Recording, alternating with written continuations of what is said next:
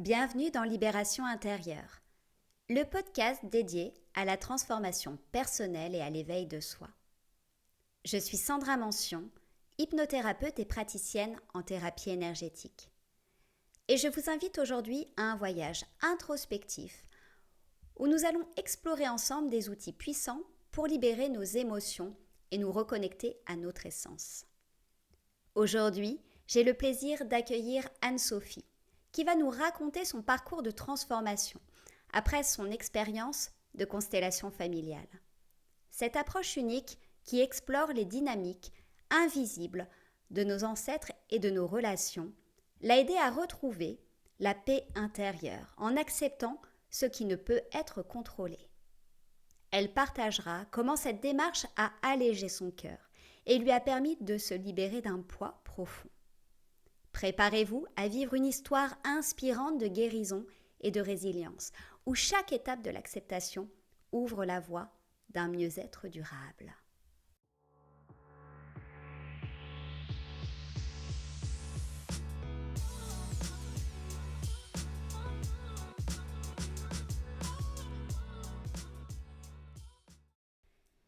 Bonjour Anne-Sophie, je suis heureuse de te recevoir aujourd'hui. Bonjour Sandra, ravie d'être là avec toi. Écoute, aujourd'hui, on va profiter d'un petit moment toutes les deux pour reparcourir ton histoire et la faire découvrir à nos auditeurs. Et pour cela, si tu le veux bien, j'aimerais bien que tu te présentes en quelques mots pour qu'on puisse savoir qui tu es. Alors, qui je suis Anne-Sophie. J'ai eu besoin d'aide à un moment donné, qui était un peu perdue, qui tournait en rond, avec le heureux hasard à gagner une séance pour des soins venant de toi. Et tout s'est enchaîné très très rapidement en fait. Et c'est pour ça qu'on est là aujourd'hui. Super. Et aujourd'hui, j'aurais aimé te proposer quelque chose d'un peu différent. Le portrait en 3 objets.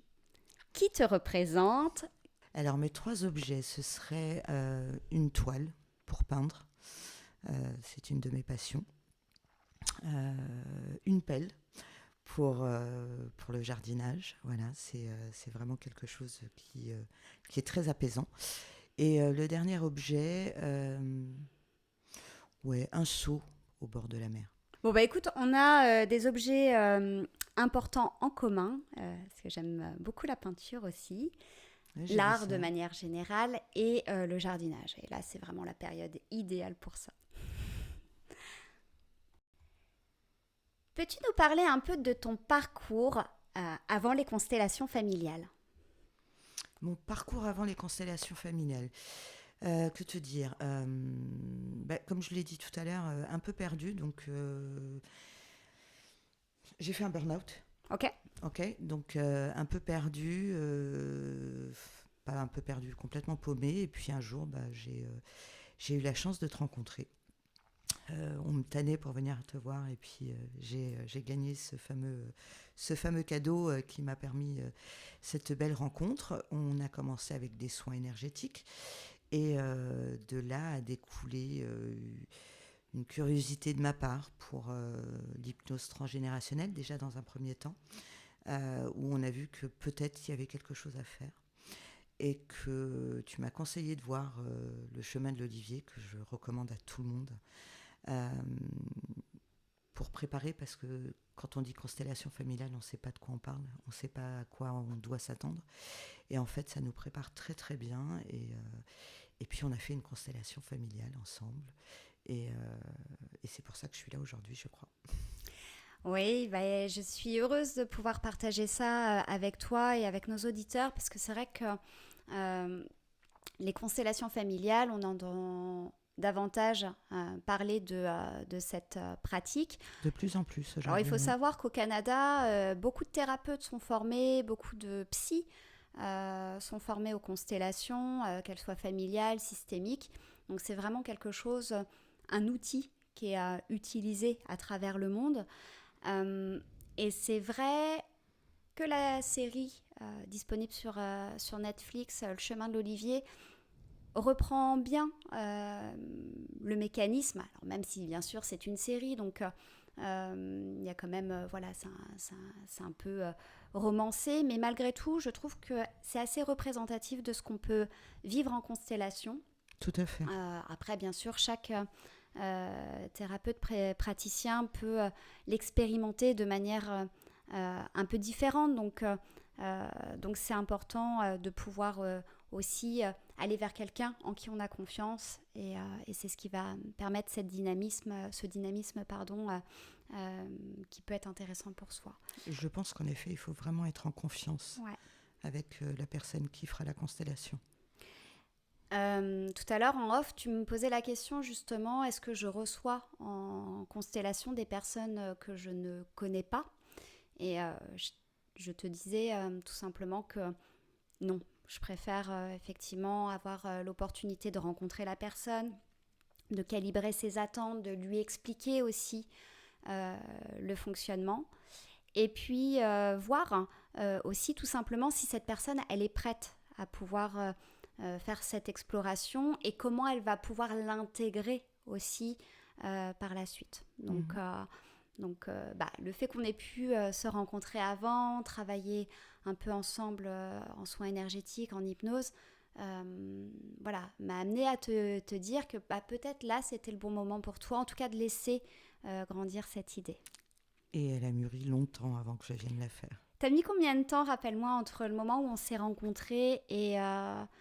Je crois que tu as dû me parler de la constellation au mois de mars de l'année dernière et je l'ai fait en novembre.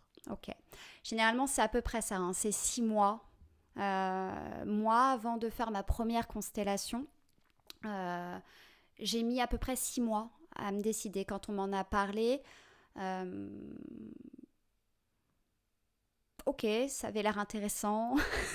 Mais on est sceptique. On est sceptique au départ. Ouais, puis il y a des peurs. Enfin, faut dire les choses telles qu'elles sont. C'est qu'il y a des peurs. On sait pas trop, on comprend pas trop le fonctionnement. On sait pas trop à quoi s'attendre. On sait pas si ça va être efficace pour nous. Donc, on a des peurs. Il faut que ça chemine. Qu'est-ce que j'ai à chercher là-dedans, en fait ? Okay. Qu'est-ce qui t'a conduit, toi, à réaliser cette constellation familiale ? Alors, moi, je suis venue vraiment parce que ma vie, c'est un cercle infernal. J'ai l'impression de faire toujours les mêmes erreurs. Je ne maîtrisais pas, je comprenais pas. Parce que généralement, quand tu tombes une fois, tu apprends. Et en fait, non, j'apprenais pas. Et j'avais toujours ce schéma en moi. Et c'est vrai que en ayant vu le chemin de l'Olivier, je me suis posé pas mal de questions. Et je l'ai vu, alors je crois, sans te mentir, j'ai dû voir la série au moins 3 fois. Ok. C'est indiscret si je te demande quel type de questions tu as pu te poser avant de passer à l'action. Mais est-ce que je vais maîtriser ? Ok. Et la question la plus importante, et je crois que je te l'ai posée le jour où j'ai fait ma première constellation, en tant que constellée, c'est je viens pour me défaire de quelque chose, certes, mais ma plus grande crainte, c'était de bouger des choses et que ça empire. Moi, c'était juste pour moi et je voulais pas qu'il se passe des choses qui soient... qui n'avaient pas besoin d'être remuées. Voilà. Alors ça, c'est vrai dans les constellations parce qu'on ne maîtrise pas, mais c'est vrai aussi de manière générale, souvent, on reste figé dans notre inconfort. Parce qu'on le connaît, parce qu'on le maîtrise. En tout cas, on a l'impression de le maîtriser. Et finalement, cet inconfort est presque plus confortable que l'inconnu. Et donc, on reste un peu là-dedans à se dire, ok, j'aimerais bien changer, mais si je bouge ça, est-ce que ça ne va pas impacter d'une manière justement inconnue mon fonctionnement ? Est-ce que je suis prête à ça ? Est-ce que ça va aller dans le bon sens, tout simplement ? Et même nos ancêtres, parce que s'ils sont en train de reposer en paix, je ne veux pas remuer quelque chose et que... C'était pour moi, c'était vraiment très important. C'était que ça ne m'affecte que moi, mais que je n'affecte rien d'autre dans tout ce qui était ancêtre dans mon passé ou dans le passé de mes proches. Pour quelqu'un qui ne connaît pas le concept des constellations familiales, toi qui étais novice, qui a regardé la série donc plusieurs fois, qui a vécu l'expérience en tant que constellée et également en tant que personne ressource. Donc, comment tu pourrais en parler à quelqu'un qui ne connaît pas? On arrive avec une question, on arrive avec Ok. une demande. Il ne faut pas trop se préparer. Bon, tu sais généralement vers quelle direction tu veux aller, mais effectivement. Et puis, oui, en effet, quand on appelle quelqu'un ou quand on est appelé pour aider, ça ne s'explique pas. On prend le rôle vraiment de la personne. Je me suis retrouvée en tant que personne ressource à être le papa de quelqu'un et où je parlais très bas et on m'a dit derrière que c'était exactement sa voix, c'était exactement comme ça.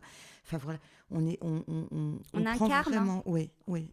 Alors, pour nos auditeurs, pour ceux qui ne connaissent pas le mécanisme des constellations familiales, on peut le faire de manière individuelle ou de manière collective. Donc, Anne-Sophie a suivi une constellation donc, en groupe. Moi, je procède aux constellations en groupe uniquement.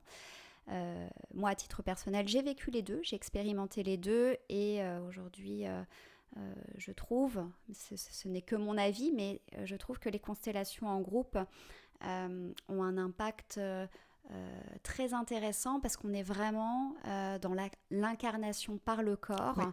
Là où quand on est en constellation individuelle, c'est le thérapeute qui va vivre l'expérience. Et donc le constellé va observer. Donc moi je trouve que l'intégration par le corps, après c'est peut-être ma pratique aussi énergétique qui amène à ça, me semble plus intéressant. Mais peut-être plus intense aussi. Donc une constellation, c'est quoi? C'est un moment où on va se retrouver en groupe, où il va y avoir une personne qui va venir se poser au centre du cercle, mais au centre de l'attention, qui va poser son objectif, son attente, sa problématique. Donc là, on est sur des constellations familiales, donc on travaille sur le transgénérationnel. Et voilà, et la personne constellée va choisir une personne pour incarner le rôle de son père, de sa mère, de sa sœur, d'une cousine, pour venir quelque part redonner vie à des scènes, à des situations qui ont pu exister dans le passé pour mieux comprendre, pour prendre de la distance, pour intégrer des choses qui n'ont pas pu être intégrées dans le passé ou comprises. Et ce qui est très intéressant, et tu me dis si je me trompe Anne-Sophie, mais c'est que ça nous permet aussi parfois de mieux comprendre son histoire, sa place, son rôle, mais aussi parfois de prendre du recul par rapport à notre histoire familiale. Dans tous les cas, ça vient effectivement bouger des choses pour nous, mais aussi pour les personnes de notre famille, donc, dont nos ancêtres. Donc je comprends tout à l'heure quand tu disais, voilà, moi je voulais surtout pas en gros que ma constellation fasse du mal à mes proches.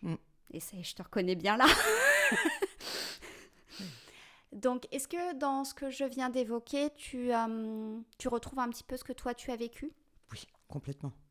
Donc toi, ce qui t'a conduit à réaliser cette constellation, c'est de te sentir comme bloqué dans un schéma répétitif. Oui, un schéma répétitif et vraiment cette impression pour moi, c'était que tristesse. Okay. Je n'arrivais pas... j'étais toujours derrière un masque, où je souriais, mais au fond de moi, il y avait quelque chose qui n'allait pas. Que tu arrivais à identifier ou pas? Non, j'arrive pas forcément à l'identifier, mais lors de la constellation, les propos que moi, je me disais, sont sortis de la bouche d'un de mes proches. Donc, tu le dis souvent, il y a des boutons qui s'appuient et d'autres qu'on n'appuie pas. Le burn-out, tout ça, il y a dans nos ancêtres des personnes qui ont eu également ce genre ont vécu ce genre de situation. Et je fais partie de celle qui a appuyé sur le bouton. Et oui, j'ai entendu j'avais l'impression que c'était moi qui parlais, alors que c'était pas du tout moi qui parlais, c'était quelqu'un de mon entourage. Qu'est-ce que ça t'a fait du coup d'entendre ces mots de la part de quelqu'un de ton entourage, donc de les recevoir? Alors ça, c'est... en fait, on peut pas expliquer ce que ça fait, ce que ça n'a pas fait.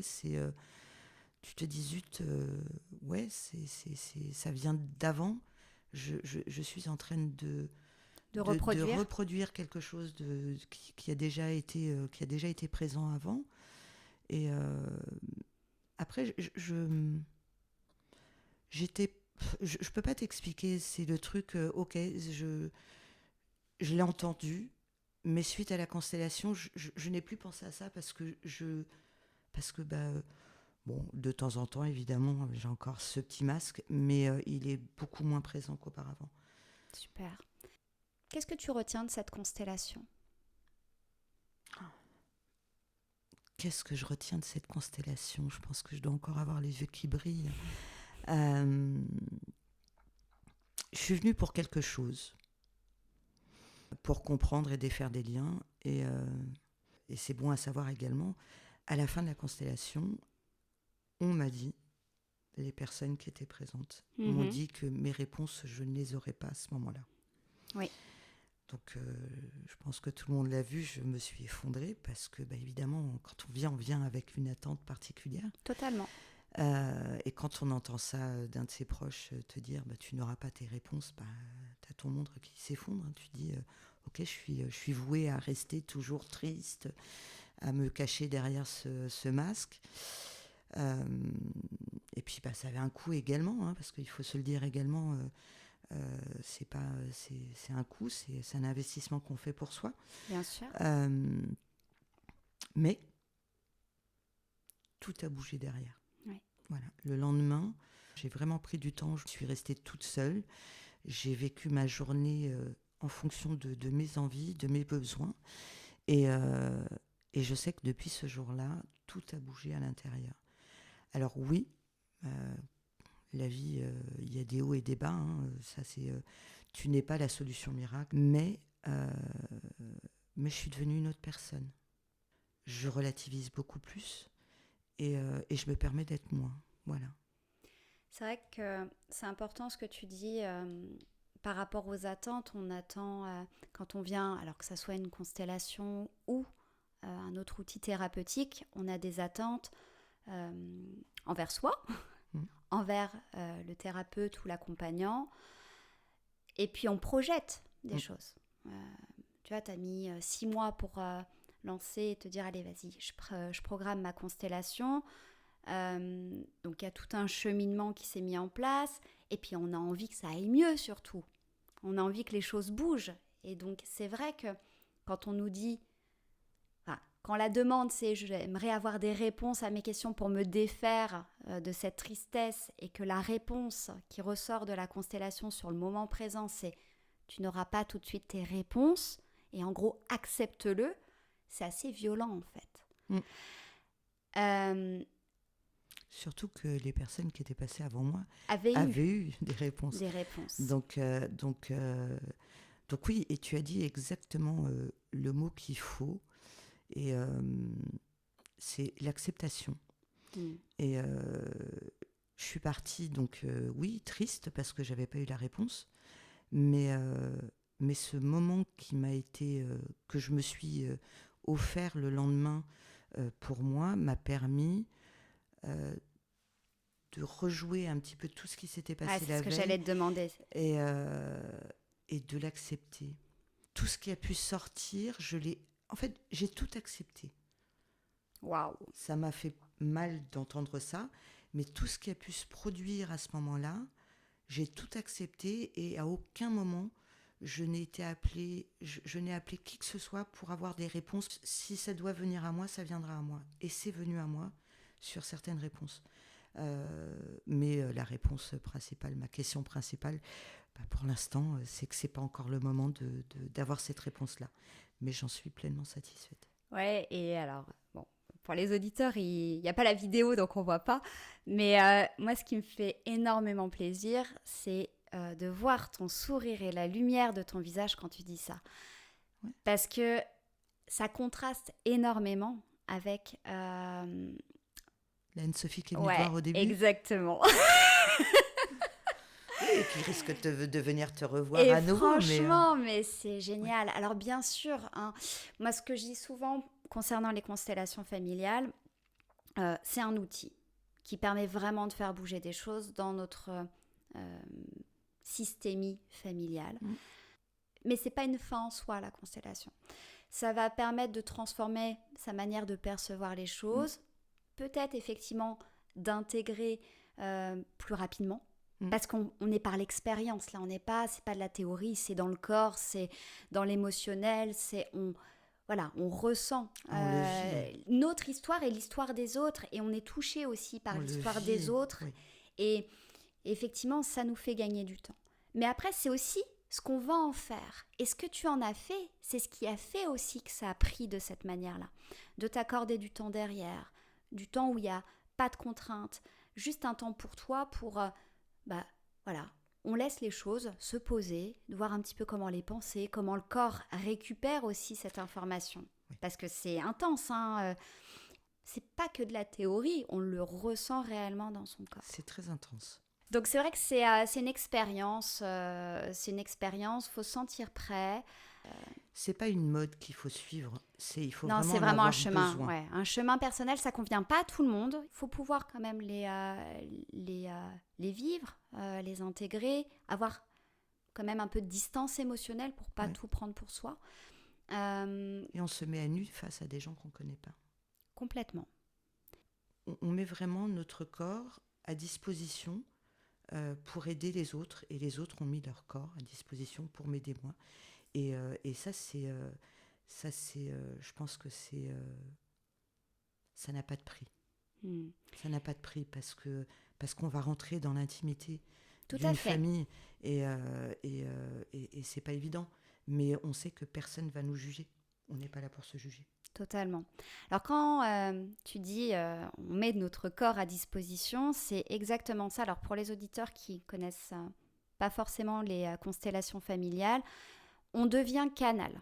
Donc nous sommes un canal, et l'énergie familiale va s'exprimer par le canal d'une personne, donc par le corps physique et le corps émotionnel aussi. Mais on est canal. C'est-à-dire que moi, mon rôle en tant qu'accompagnante, ça va être de permettre à la personne constellée ou les personnes qui vont incarner les rôles d'identifier très clairement ce qui leur appartient, et de pouvoir identifier aussi donc ce qui ne leur appartient pas. Exactement. Et donc du coup, bon, Anne-Sophie vient de mimer quelque chose que tu as observé du coup. Oui. Vas-y, raconte. Elle nous a fait la ballerine et elle a fini en arrosoir. Voilà, donc une énergie qui lui appartenait pas. une énergie qui m'appartenait pas, et pendant la constellation, je me suis retrouvée à faire l'arrosoir avec ma main, à finir la main sur la tête. Donc on est vraiment canal, et ça c'est à moi de vous accompagner à mieux vous connecter, déjà mieux vous ancrer, et donc ça c'est quelque chose qu'on garde aussi. Dans une journée de constellation, on va faire 4-5 constellations maximum. C'est déjà très très intense, c'est déjà un bon don de soi pour les autres. Et effectivement, entre chaque constellation, c'est très important de prendre un temps pour faire un nettoyage énergétique, se réancrer dans son soi et de checker quelque part, être sûr que ce qu'on a nous appartient. Bien sûr, forcément, au cours de la journée, notre vibration se modifie, elle change, mais on arrive à savoir si ça modifie parce que c'est chez moi et que forcément, je ne suis pas dans le même état émotionnel à 9h qu'à 14h, ou s'il y a des choses qui ne m'appartiennent pas. Donc ça, c'est très important, et c'est ce qui vient sécuriser aussi notre expérience, et ce qui permet aussi, après votre intégration de l'expérience, en toute sécurité et en toute puissance aussi. Tout à fait. Merci, parce qu'en fait, c'est génial de pouvoir revenir sur ton expérience, mais aussi de pouvoir expliquer aux auditeurs un concept qui est un peu mystérieux. Alors, si vous attendez une réponse concrète de savoir comment ça marche, c'est vrai que tu as raison, Anne-Sophie, il faut le vivre en fait pour comprendre. Mais dites-vous que vous êtes un canal de communication. Et pendant un moment, vous autorisez, c'est vraiment une autorisation que vous donnez, Oui, parce que de pouvoir être ce canal. Bien sûr, une fois que l'expérience est terminée, vous reprenez pleinement possession de votre propre canal pour exprimer vos propres émotions, vos propres ressentis, et chacun retourne à sa place. alors moi je suis beaucoup la maman et le papa. Voilà. Alors, Maman et papa, c'est moi. ça c'est intéressant aussi, c'est-à-dire que souvent quand on va être choisi dans une constellation et que notre rôle revient régulièrement, souvent, c'est qu'on a quelque chose à travailler là-dessus, ou en tout cas à incarner là-dessus, à apprendre. Et c'est génial parce que ça veut dire que on continue à travailler sur nous tout en étant vraiment tourné vers l'autre, pour l'autre. Mais c'est qu'il y a des choses qui viennent s'imbriquer pour nous permettre de mieux cheminer. J'avais jamais fait le rapprochement. Alors je suis pas mère, je suis pas père, mais j'avais jamais fait le rapprochement. Ben, Peut-être écoute, que dans une vie antérieure, peut-être. j'ai été maman et mauvaise Ouais. maman ou bonne maman. Oui, ou tout simplement que c'est aussi une manière de pouvoir incarner des choses pour combler des envies, des besoins Des vides. internes et faire en sorte que ça soit OK, en fait, que tout soit OK en fonction de ta vie actuelle. Mhm. Comment cette expérience a transformé ta manière de voir les choses ? Avant cette expérience, Ouais. dans ma tête, c'était un fouillis énorme. J'avais 50 000 choses dans la tête. Il y avait toujours du bruit dans ma tête. Depuis la constellation, je suis toute seule dans ma tête. Ah, Donc, je suis sereine. ouais. Je ne peux pas expliquer ça, mais pour la première fois de ma vie en tant qu'adulte, je suis toute seule et je suis sereine dans ma tête. Alors, pas tous les jours, hein, il y a de temps en temps. Bien voilà. sûr, bah oui. Mais juste ça. Merci Sandra. Bah, écoute, je te remercie de m'avoir fait confiance parce que ouais, c'est toujours une proposition qui peut paraître un peu insolite. Et puis voilà, je vous emmène en tout cas par rapport à ton expérience, dans un domaine inconnu pour toi. Donc merci pour ta confiance parce que sans cette confiance, on va nulle part. C'est Ni clair. toi, ni moi, C'est parce clair. qu'en fait, on a vraiment besoin de créer cette alliance thérapeutique pour que ça puisse fonctionner, parce que là, on va quand même faire sauter certaines barrières, hein. Ne serait-ce que nos barrières d'analyse. Qu'est-ce qui se passe, comment ça va fonctionner, Il ne faut pas réfléchir. ça va pas marcher avec moi, non, mais moi je suis pas capable. Toutes ces questions-là, on se les pose, hein. Tu m'avais dit quelque chose et qui est très très vrai parce que je l'ai vécu. Des fois, on peut appeler quelqu'un et il n'a rien à dire. Oui. Et en fait, c'est pas nous qui n'arrivons pas, qui n'avons rien. C'est pas que tu as un mauvais canal. Exactement, c'est que des fois, il n'a rien à dire. C'est vrai, Mais, quand on incarne, on est canal. Donc on se met à disposition d'une autre personne, donc personne d'ailleurs vivante ou décédée, hein. On peut incarner quelqu'un qui est totalement en chair et en os. Mais on va l'incarner dans ce qu'elle est. Ça veut dire que peut-être que c'est une personne qui parle peu ou qui est coupée de ses émotions, qui peut avoir une distance émotionnelle très importante, ou quelqu'un qui va être très expressif, très tactile. Et des fois, on se dit, attends, mais je vais pas faire ci. Bah si, je le ressens, en fait, je l'aime vraiment. Ou à l'inverse, la personne me dégoûte. Enfin, on est vraiment dans ça. Et ça, alors, on n'est pas dans le surjeu, on n'a pas besoin de venir tout exprimer, tout montrer. Par contre, on peut dire, la personne que j'incarne, voilà, elle est plutôt... là, voit les choses de cette manière-là. Après, c'est chaque personne va l'incarner à sa manière. Il faut que ça soit OK avec soi. Tu as des choses qui peuvent être très intenses. Des fois, il se passe pas grand-chose dans les scènes qu'on va venir évoquer. Ouais. Et puis, néanmoins, le travail se met en place. Donc, voilà, c'est bien de nuancer aussi les expériences. Tu peux pas... Surjouer. Voilà, tu ne peux pas surjouer et tu peux pas faire de rétention d'informations. À part si la personne que tu incarnes ne veut pas dire ou ne veut pas faire. C'est ce qui m'est arrivé. Ça, c'est vraiment important parce que malgré tout, on est canal, on incarne, mais on est aussi nous. Hein. On est quand même dans cette dissociation, mais on est aussi nous. Et des fois, la personne que l'on incarne a des choses à exprimer ou à dire, et nous, en tant que personne, on n'est pas très d'accord avec ce qui se passe, mais là, on n'a pas à intervenir. À l'inverse, des fois, la personne que l'on incarne ne veut rien dire, elle sait tout, mais elle ne veut rien dire, et nous, on se dit, il faut que je le dise. Oui, mais la personne ne veut pas.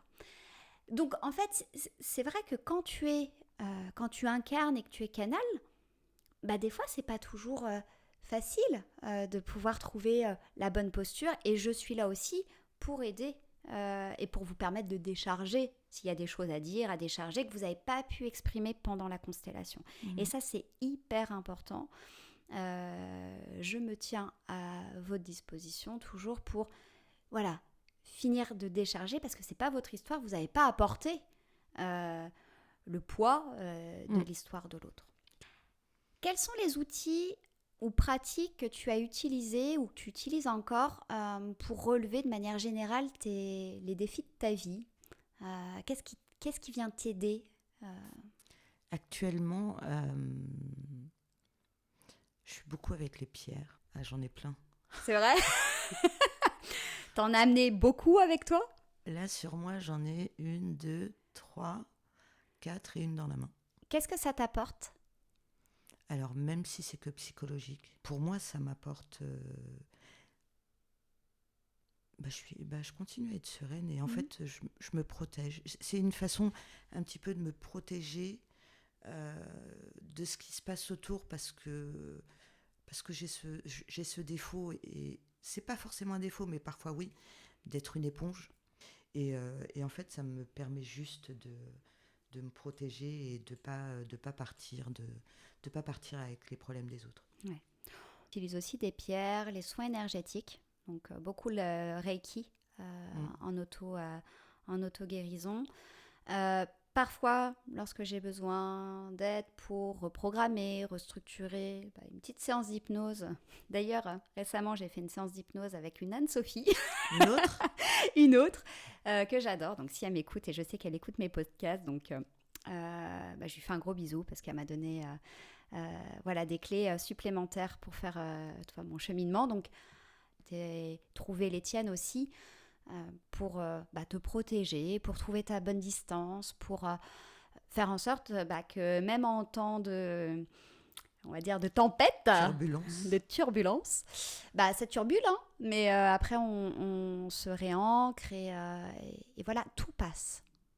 Et ça, c'est important, tu vois, quand des fois c'est très compliqué, comme tout le monde, je dis, c'est comme la météo, c'est comme les saisons, la nature, elle nous l'enseigne, tout passe. Et voilà, il faut accepter que là, tout de suite, c'est difficile. Ça ne veut pas dire que ça va être plus simple, hein, mais il faut accepter que ça va passer aussi. Je pense que vraiment le mot principal de la vie de chacun, c'est l'acceptation.